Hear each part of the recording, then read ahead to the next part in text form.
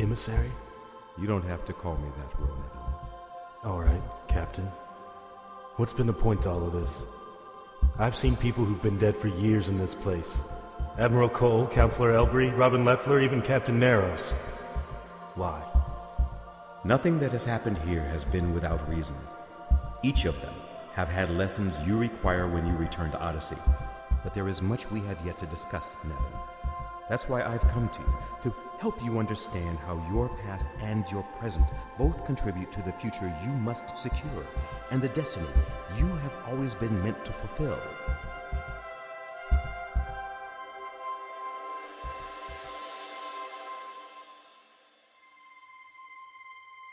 Hidden Frontier Productions presents Star Trek Odyssey, starring Brandon McConnell as Lieutenant Commander Ro Nevin.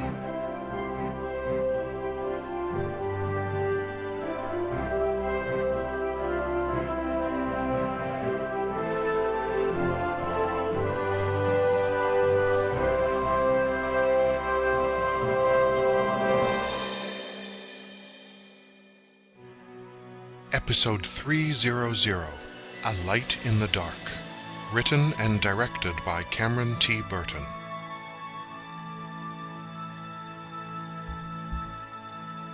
My past? How could that have anything to do with what's happening right now? They're all connected to one another, Nevin. The past, the present, and the future are all one to the prophets. Your youth during the Cardassian occupation of Bajor pointed you to your career in Starfleet. And from one captain to another, you've done an amazing job in Andromeda. Thank you, sir. You're welcome. Consider this, Nevin. Things which appear terrible on the surface often give rise to a greater future. If it hadn't been for the Kendra Valley massacre, you would have never found your destined family. Look and remember.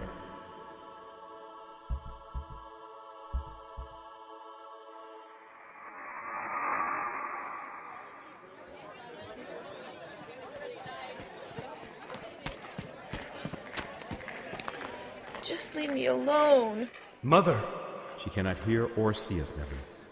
By this time, Talia had been traveling across Bajor for several years, trying in vain to locate your sister Lauren after she'd run away. But her search only consumed what little money she had, and she ended up in the streets of Yarlin in the Kendra province. The Cardassians weren't exactly kind to homeless Bajorans. She spent much of her time dodging patrols, hiding in alleys and behind waste bins like she is doing here. She told me how the Cardassians seized her home, claiming that it was government property since her husband was dead. The Cardassians forcibly evicted many families from their homes. She slid into a deep depression following her husband's death until Lauren disappeared.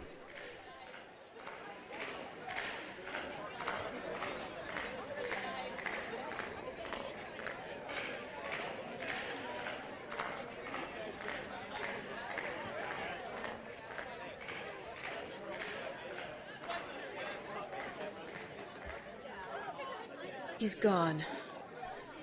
Need rest. Oh! What? You're just a little boy. You can't be older than 3 years. No, it's okay. I'm not going to hurt you, sweetheart. You don't have to be afraid. Come on. It's okay. Come to me. Whew. Oh, haven't had a bath in a while, have you? Where do you get this blanket? Don't you have any other clothes, sweetheart? What do you say we look at these rags?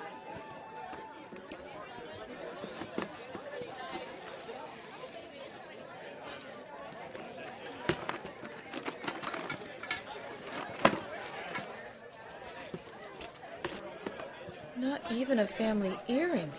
Poor baby. Can you tell me your name? I guess not. Well, I'm not going to just leave you here. I've seen Cardassians shoot Bager children just for disturbing them. 3 slips of latinum. Where did you get that kind of money? Maybe you begged for it. We'll try to find your family, sweetness. Let's get out of here. You! Is that your child, woman? Yes, he's mine. Then be sure you dress him better than that. There are standards in the city. I will, sir. Listen, I have children too. You can get some good clothes for him at a tailor shop, 6 blocks down. It's run by a Cardassian, but he's known for his benevolence to Bajoran customers. He'll take good care of you. Thank you. Good day.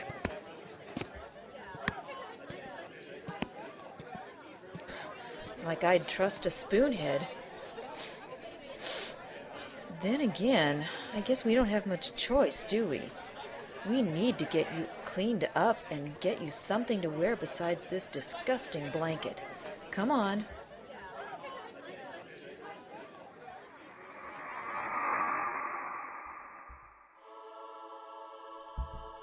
I barely remember any of that. Your mother embodied the very traits of Bajor that I came to admire the most in your people. Kindness, charity, generosity, and love. But what does this have to do with my ship? Patience, Nevin. Before you can make your future, you must know your past. Everything you see here was a crucial moment in shaping you for this time. Reminds me of A Christmas Carol. Andy Barrett made me read it my first year at the academy. Do you recall what came next? After she got me some clothes and cleaned me up, she took me to the local monastery, hoping that one of the Vedeks in the records office could identify me. A Vedek named Winn was assigned to help us. Winn. Even after her death, I can't escape her.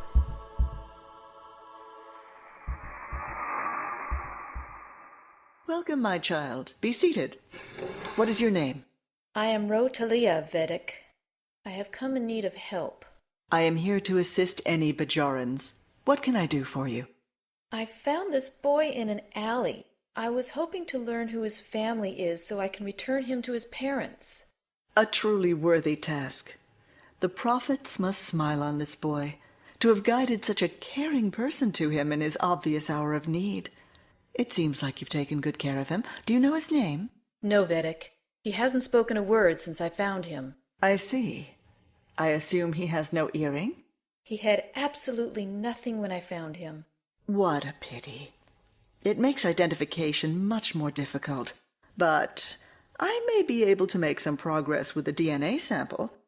If you would use this hypo spray and withdraw a blood sample from the boy, please? Sure. Give me your arm, sweetness. This won't hurt.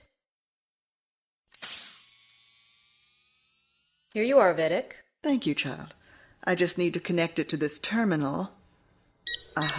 Computer, analyze this blood sample and begin a comprehensive DNA search. Stand by. That's a Cardassian computer, isn't it? Yes, the Cardassians provided our offices with excellent computers.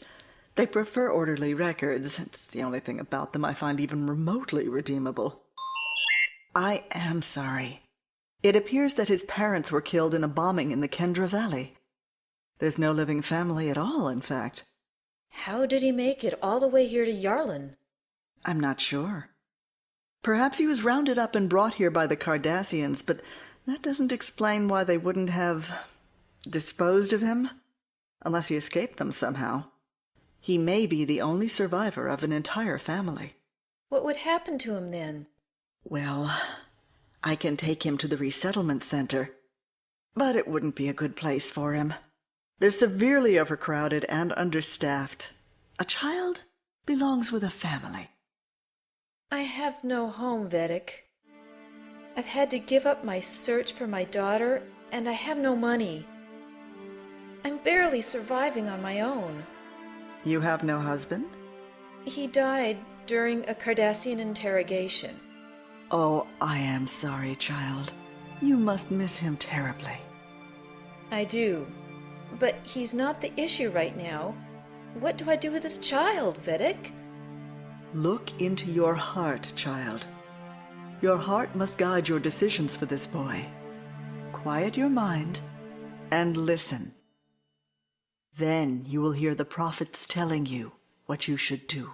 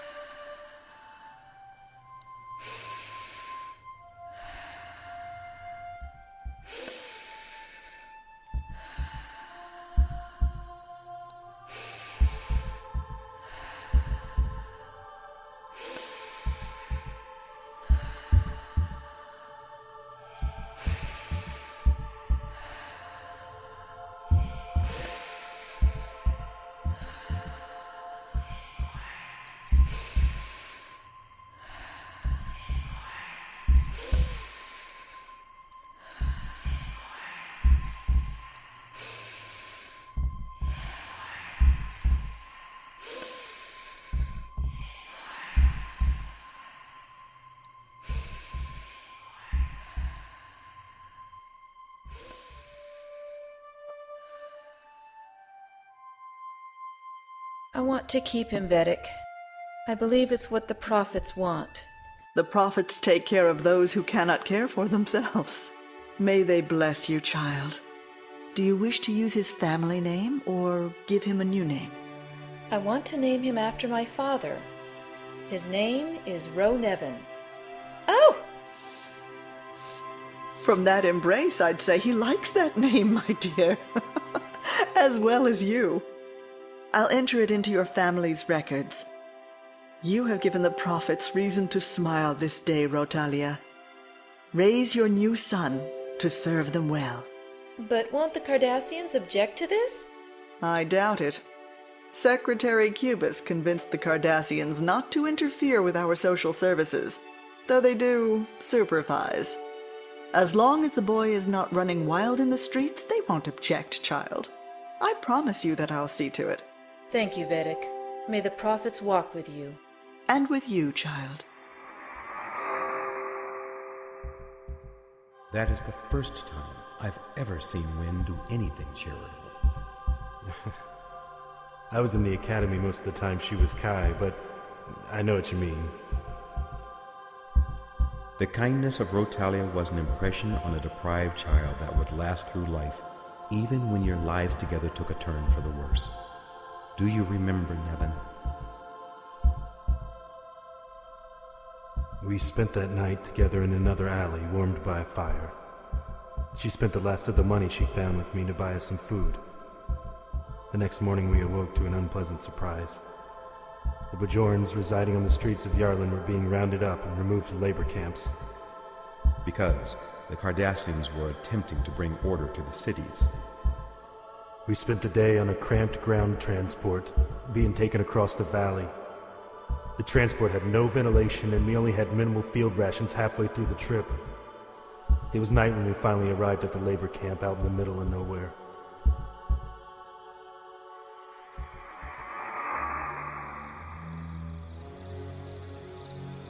Attention! All new arrivals must present identification to intake officers before entering. Any Bajorans without identification will be disciplined severely. Raska Karn, correct. Riva Onal, correct. Attention! All new Rotalia? arrivals must present identification to intake Rotalia? officers before entering. A pleasure to see you again, my dear. Never would have been too soon. I've seen you've been busy. Added another whelp to the litter? That is no business of yours. Fair enough. Attention. Present your identification. Must present Here. identification to intake officers Correct. before entering. Enter. Any Bajorans And without I'll see you soon. identification will be disciplined severely.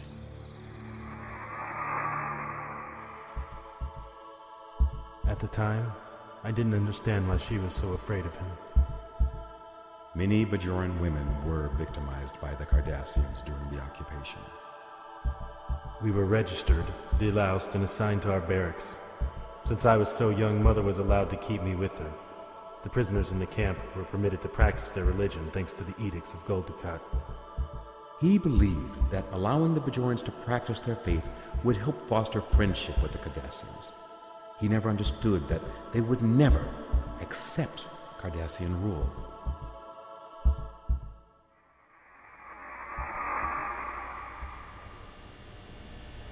Oh, I'm sorry.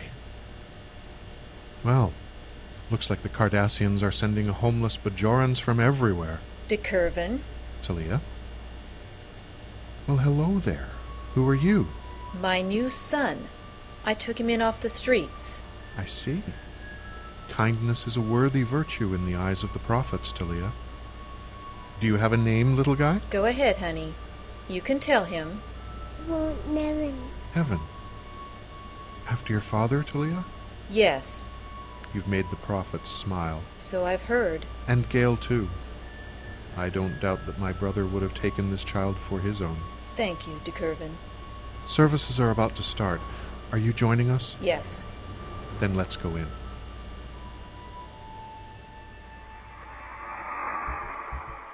Children as young as me were forced to labor at unloading empty containers from the incoming freighters. All I really remember is that Mother was terrified of that Cardassian.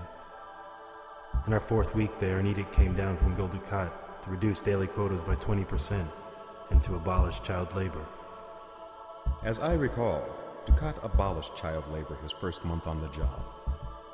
This was the second time he'd issued that order, suspecting that some of the labor camps hadn't followed his previous instructions. He sent men out to enforce that order, and the prefect of our camp was removed. It seemed like we were safe. Until...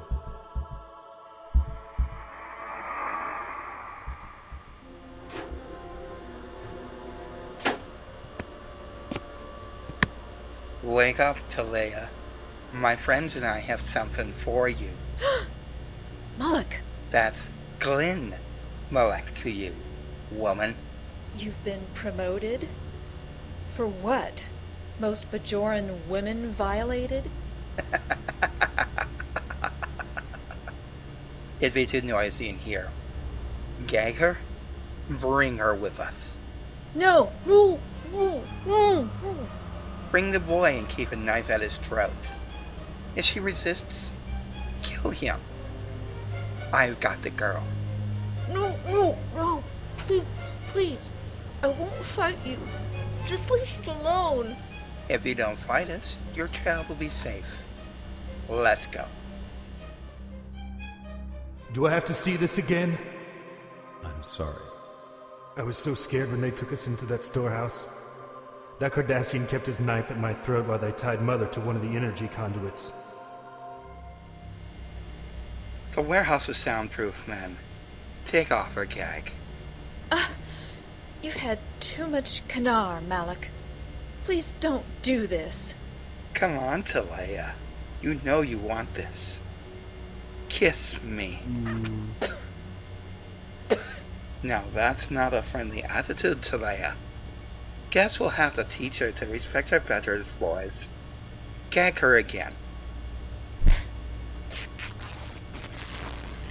Of all the Bajoran women I've had, you were my favorite.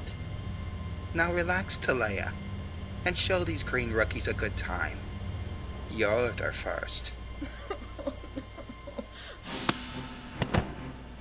What in the... Get off her, you bastard spoonhead. Kill him!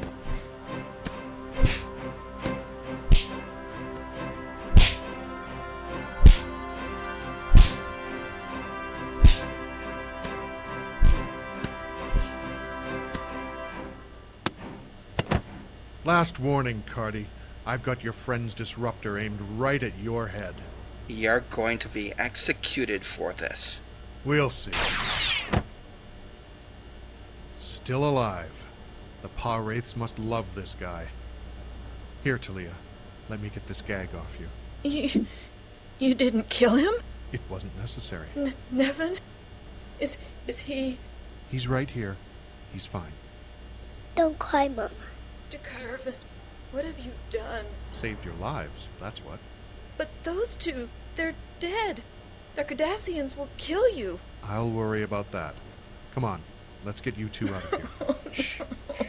It's all right. It's over, Talia. The next day, your uncle brought you to see your mother in the camp infirmary.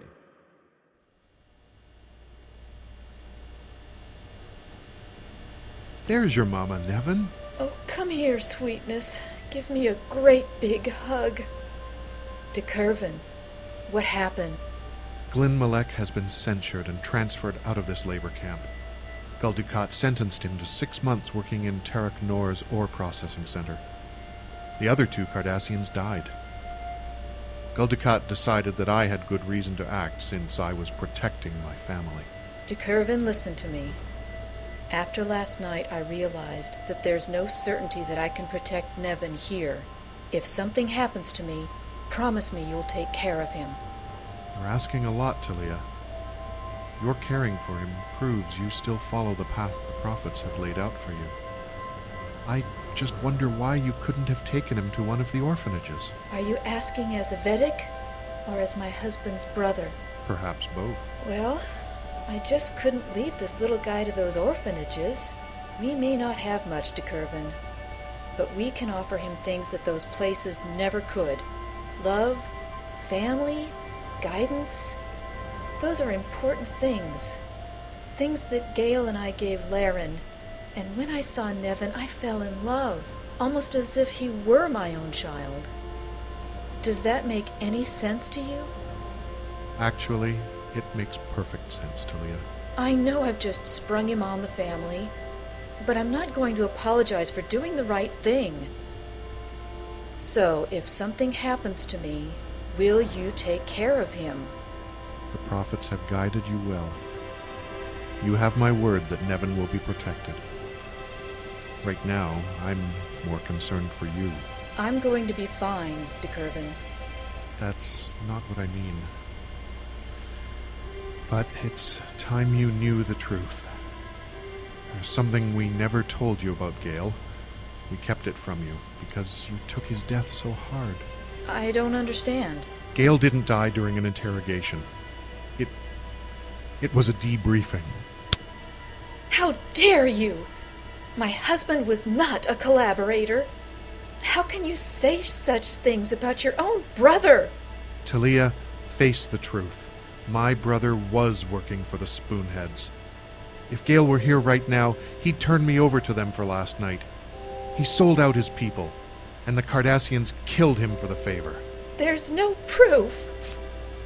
This isolinear rod holds a recording of Gale's final interrogation session.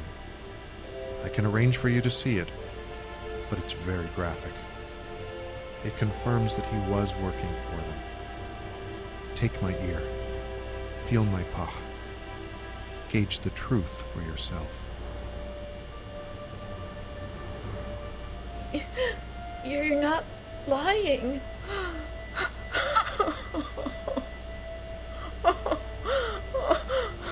I'm so sorry.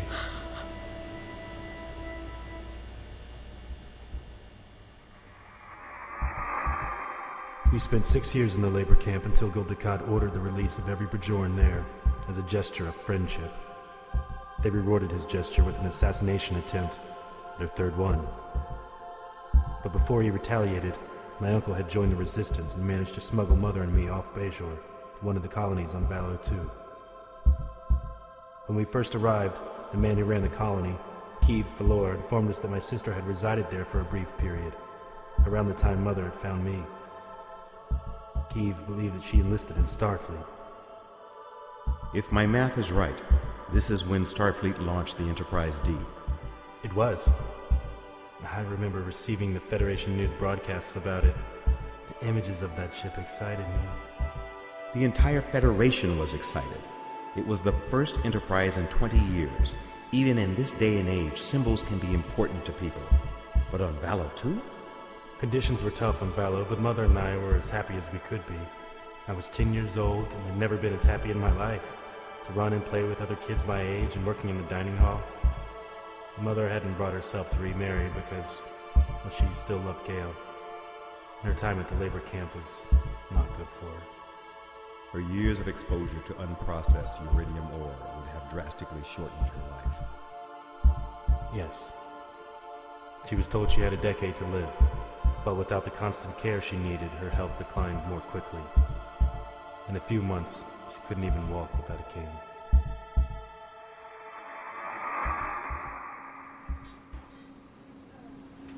Nevin? Are you alright, Mom? I'm fine. It's nearly supper time, and I wanted you to help me shell the caterpod beans for the Ratamba stew. Yes, Mom.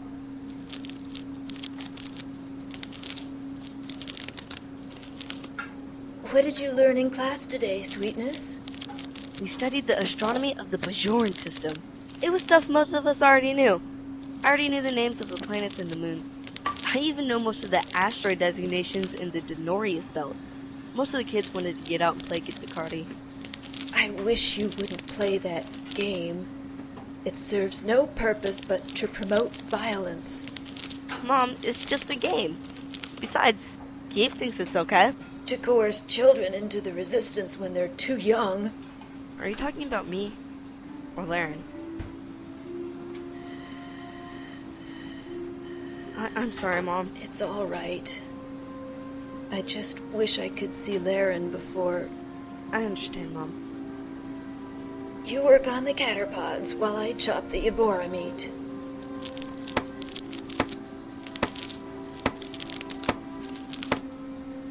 Have you given any thought to your future, Nevin? A little. Tell me. I've been thinking about studying astronomy.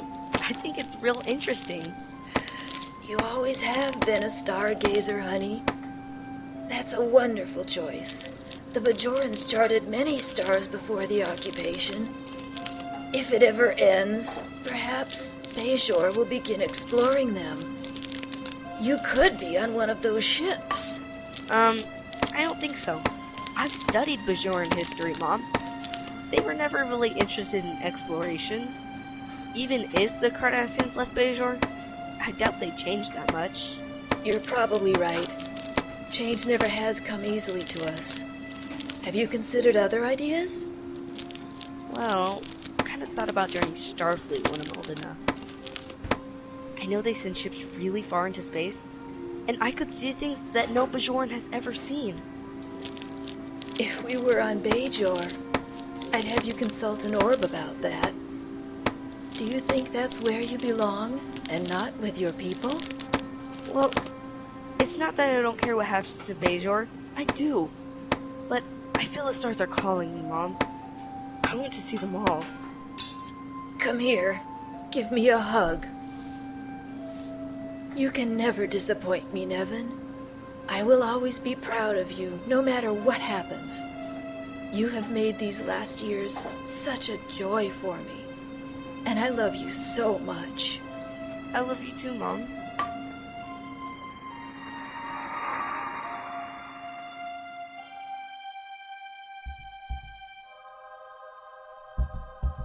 That night, Mom died in her sleep. I woke up and found her.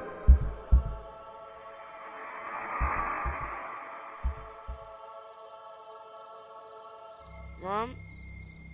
Mom, where are you? Mom, come on, answer me. Mom? Mom, come on, wake up. Mom, can't you hear me? No, Mom. It's not yet. You weren't supposed to go yet. Don't leave me.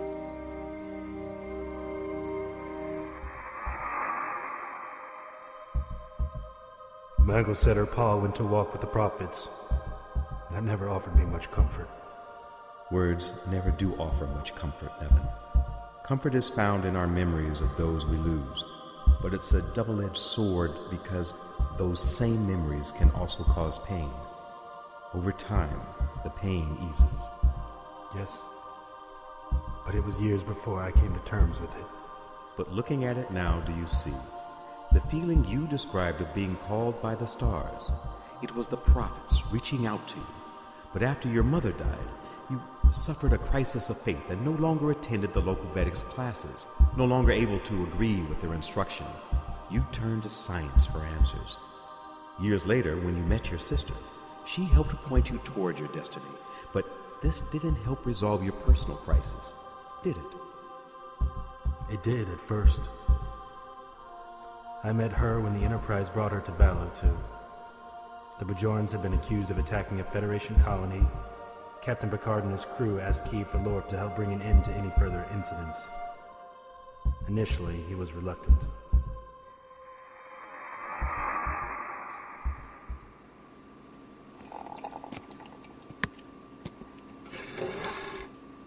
I was watching you, Keeve. Saw your meeting with the Starfleet officers. Surprised to see your sister, Nevin? Yeah? I never really thought I would.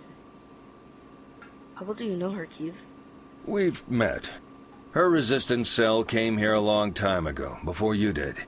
They used Valo 2 to launch several missions against the Cardassians, including a raid on a base they had on Valo 6. But she wasn't satisfied with the resistance and ran away to Federation space. Does she know about Mother? Me? I doubt it, Nevin. She's shown little to no interest in what's been happening to her own people for over 10 years now. I was truly surprised that she didn't allow aliens to distort her name. Are you going to help them? I don't plan to. They've done nothing for us before. Why should we risk our skins to help them? They're willing to do so now. You heard their captain. They've got a treaty with the Cardassians now, and they can use it in Bajor's favor. So they wait until they've got a piece of paper to take any action. That only proves that they're a worthless asset. I disagree. I've read about some of the enemies they've battled. The Klingons, Romulans, even the Cardassians. And some alien race called the Borg. The Borg are supposed to be this huge threat, but Starfleet still beat them. If there's any way for Bajor to be free, I think it will need the Federation's help. I know you oppose violence, Keeve. You told me that's why you left Bajor when the occupation was beginning. And despite all they've done, the Resistance has a huge fight ahead of it. That's why I never joined them. The way I see it, Bajor has two options, Keeve. Lay back and wait until the Cardassians have taken everything, or work with Starfleet to remove them. Me, I choose the second. You're a lot smarter than I thought. I suppose your younger viewpoint allows you to see things I can't. A shame so many of us old men fail to see the wisdom of young people. So you'll tell them how to find Orda? Yeah. Yes, I'll contact them after evening meal.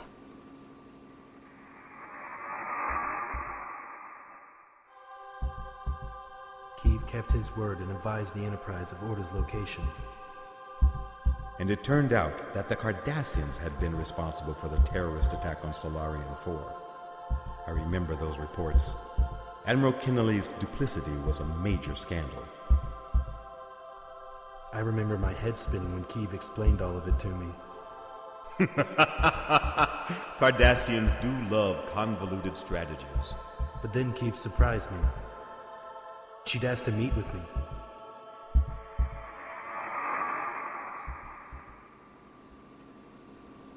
She's here, Nevin. Are you ready? Yeah, send her in.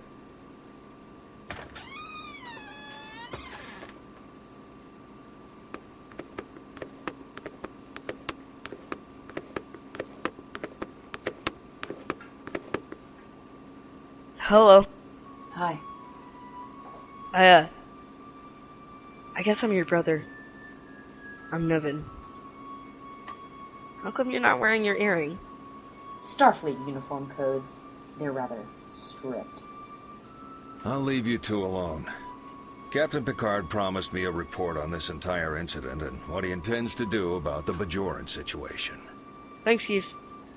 Please, sit down. Thanks. I didn't know that Mother had another child. She didn't. She was searching for you after you disappeared from her brother's house, and she found me on the streets. I was still a baby, but she took me and adopted me. I really miss her a lot. I see. Mother was always a kind woman. I'm not surprised she'd extend her kindness to someone who needed it. She was a great mother to me. But she often told me she wished she had done a better job for you. It bothered her a lot. What happened to her? She died 4 years ago. She and I ended up in a Cardassian labor camp in Kendra province on Bajor. Her work with the ore damaged her respiratory system. Uncle Dakhurven managed to get us passage to Valo 2, and she lived her last years in peace. I wish I'd known she was off Bajor. I would have come to see her. She would have liked that. She always told me she was proud of you. That's good to know. God, it's so strange, suddenly having a brother. It's good to finally meet you, Lauren. You too. She's buried just a little way up from here. Up the hill. You want to see it? I'd like that.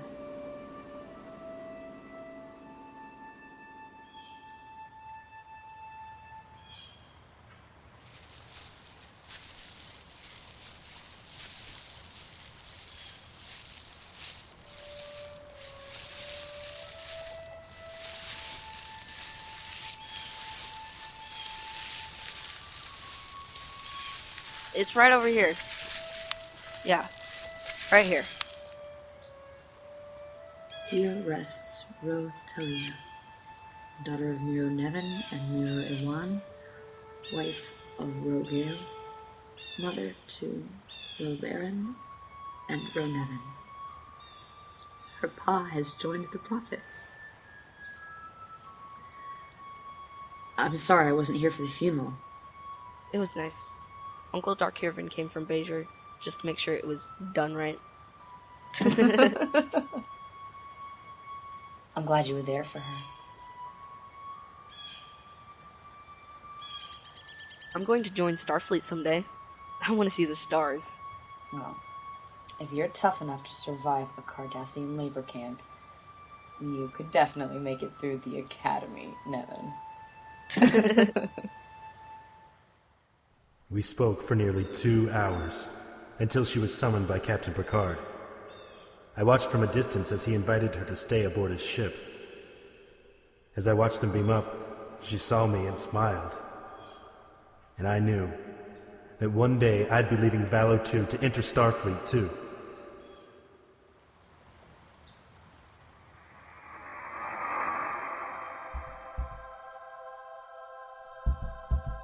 But by the time you were old enough to enter the academy, your sister had defected to the Maquis. We kept in contact while she was on the Enterprise, and during her advanced tactical training. But when she defected, I stopped accepting her messages, until she got the hint and stopped sending them. Why did you shun her? Almost everyone at the Academy assumed that I'd do the same as my sister. I had to live down that stigma.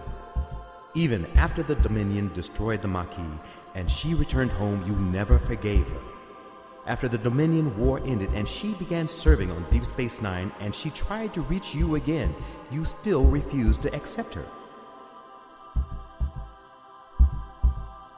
Are you saying I should try to reach out to her? I can't tell you what to do, Nevin, but I think you should. Maybe I will. Good. But first you must focus on your mission, or else the Archon and the Federation, even Bajor itself, will be lost. You must get the Odyssey home. And I know you can do it, honey. Mother? Nevin, your task will be difficult. But you know I love you, sweetness. I believe in you.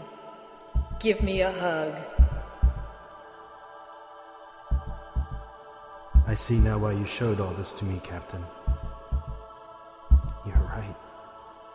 The prophets, they do have a path for me. I see what I have to do. I showed you nothing, Nevin. You showed me and yourself. This was your own personal Odyssey. I'm ready. Tell me what I need to know to succeed, then send me back to Odyssey.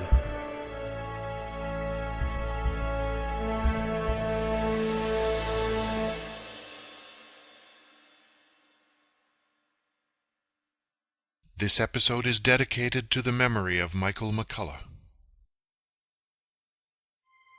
This episode also featured the vocal talents of Clynell Jackson as Captain Benjamin Sisko, Katie Moss as Ro Talia, Andrew Foster as Vedek Ro Dakhurven, Melodee M. Spevack as Vedek Winn Adami, Michael McConnohie as Keeve Falor, John Nelson as Glinn Malek, Samantha Gregory as Ensign Ro Laren, Jake Keller as Young Nevin, Peter Hawes as Little Nevin, Andrew Kinnear as Sympathetic Cardassian, and Clive Saunders as Cardassian PA voice. Theme by Dex Craig. Music by Gareth Ortiz Timpson. Editor and audio engineer David W. Hill. Technical consultant Jonathan Connor.